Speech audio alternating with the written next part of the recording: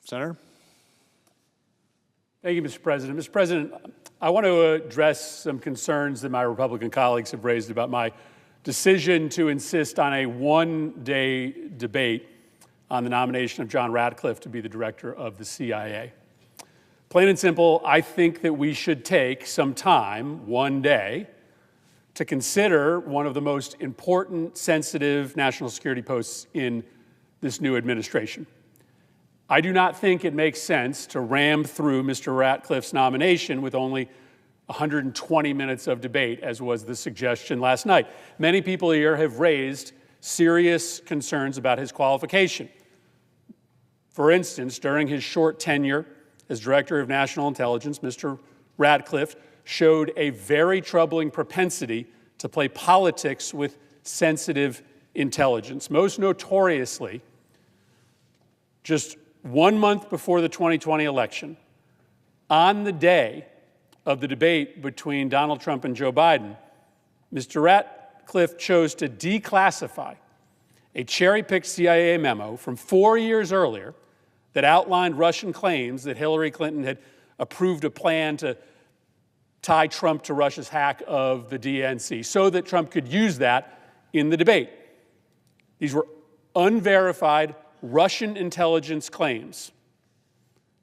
And Mr. Ratcliffe's decision went against explicit warnings by CIA personnel that its release would put in jeopardy CIA sources, methods, and personnel. But he did it anyway on the day of the debate, a month before the election, because its release would help Donald Trump's reelection campaign. Now, it's true during this day of debate that we are having before we vote likely tomorrow, senators may not be coming to the floor to give lengthy speeches on Mr.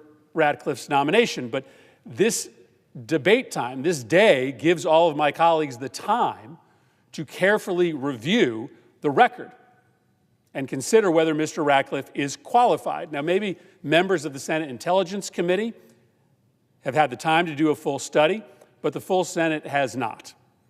So it's not too much to ask, given the very real concerns about this nominee's politicization of intelligence, for us to take a day, not a week, not 2 weeks, a day, for senators to take the time to consider the record. But I want to make a broader point. I hear Republicans claiming that my decision to ask for 1 day of debate on a controversial nominee to lead the CIA somehow compromises our national security. So let me say this. Spare me. 2 days ago, President Donald Trump pardoned 1,500 rioters, including the most violent rioters who stormed this building 4 years ago, brutally beat law enforcement over the head with poles, tried to crush the heads of Capitol Police officers, walked around here with zip ties, looking to do God knows what to any Democratic congressmen or senators they found. They assembled a gallows and a noose outside the Capitol to chants of "Hang Mike Pence." All my Republican colleagues were here when a Capitol Police officer burst through that door to rush us to safety before the mob attacked us. And Republicans all of a sudden claim that law and order is a priority and we have to rush through nominees, and yet they stand by a president who just threw law and order out the window by pardoning not some of the rioters, but all of them. Political violence in this country just became mainstream. It is now a fact of life in America.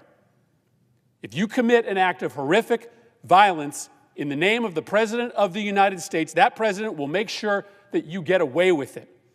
That is fundamentally un-American, and it makes this country less safe. Let me guarantee you, a one-day delay, a one-day debate on the confirmation of a CIA director does no damage to our nation's security compared to the decision to pardon every single January 6th rioter charged and convicted of crimes and let out of jail some of the most violent rioters. And just to hammer home the point, if you don't believe me, let me explain to you who Donald Trump let out of jail yesterday. This is David Dempsey. He gave an interview in front of the gallows that had been built and fitted with a noose. He said he was at the Capitol that day, January 6th, because Nancy Pelosi, James Comey, the Obamas, and the Clintons need to hang. At the Capitol, he climbed to the front of the mob and immediately began attacking law enforcement officers who were trying to protect us. He used his hands, his feet, flagpoles, crutches, broken pieces of furniture, and anything else he could find as a weapon to attack police officers. At around 4 p.m. that day, Dempsey pepper sprayed D.C. Detective Fuson Nguyen as another rioter yanked off the detective's gas mask. The spray burned Detective Nguyen's lungs, throat, eyes. It left him gasping for breath, fearing that he might lose consciousness and be overwhelmed by the mob. Moments later, because Dempsey wasn't done, he hit Sergeant Jason Mastany over the head with a metal crutch. He struck him with so much force that it cracked the shield of his gas mask, causing Sergeant Mastany to collapse as his ears started ringing. Dempsey wasn't done, though. He was thorough. He was vicious. He kept going. He sprayed chemical agents at officers. He stomped on their heads. He hit them repeatedly with metal and wooden poles. Dempsey's violence reached such extremes that at one point, he actually attacked another rioter who was trying to stop him. He was sentenced by a jury of his peers to significant jail time for his litany of brutal attacks, as anyone in this country would. He walked out of jail last night in the middle of his sentence because Donald Trump pardoned him.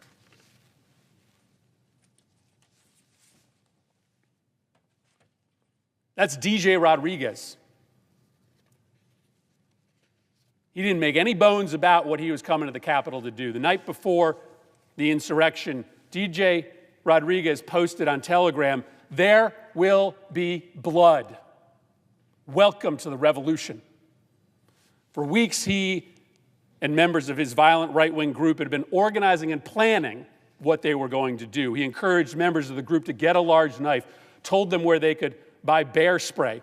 He said he highly recommended to wear goggles with breath holes, told them where they could get an axe handle. He was prepping for war. He began, rather innocently, just spraying a fire extinguisher at a line of officers. When that didn't work, he found a long wooden pole to attack the officers. He wasn't done. 37 minutes of repeated frantic attempts to breach the Capitol, and he finally got to the mouth of the tunnel in the lower West Terrace. He grabbed an officer by the neck, dragged him into the mob. He takes a taser and tases the officer in the head. The officer screams in pain, recoils from the shock, jerks back his head. Rodriguez isn't done because he wants this guy dead. He strikes him again directly in the neck. The officer yells out, but it's over. The officer collapses, unconscious. And another officer has to drag his lifeless body away from the mob. The officer suffered a heart attack. His law enforcement career is over. Later that day, Rodriguez went to those gallows, took a picture, and posted, "No Democrats, unfortunately."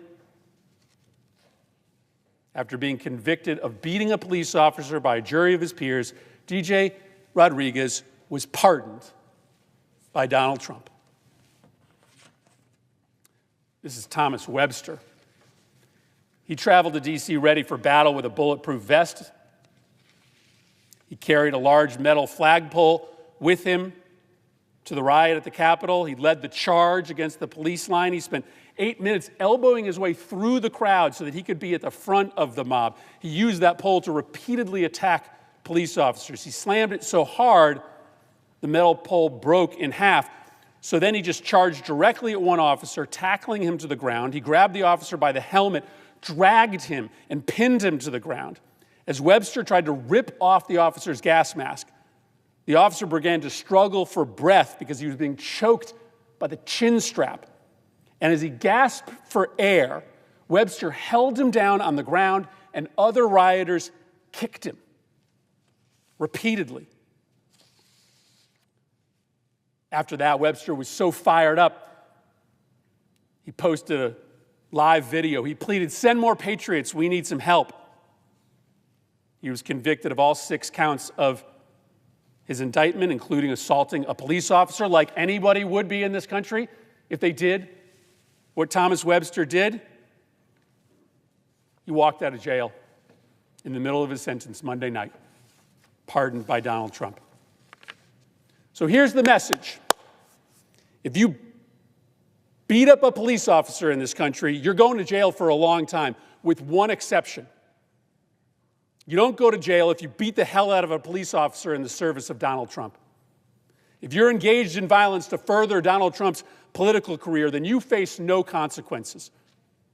What happened this week is that political violence got mainstreamed in America. There are still a lot of radical, dangerous people out there in this world, and they now know that if they carry out violence in the name of Donald Trump, if they beat up police officers, or they attack Democratic officials, and they're doing it to support Donald Trump, they are likely immune. That puts this nation's security in jeopardy. That puts our lives in jeopardy. And I'm just going to say it, it puts Democrats' lives in jeopardy in particular. Remember, DJ Rodriguez went to the gallows and said, "No Democrats here, unfortunately." Where is the broad, righteous indignation from my Republican colleagues about that? Yes, a few of my Republican colleagues have criticized the pardons. I'm thankful to them. But it's a minority. It is a small handful. Most Senate Republicans are silent. The wholesale endorsement of political violence is a grave national security threat to this nation. Having a one-day debate on the nomination of a CIA director is not. I yield the floor.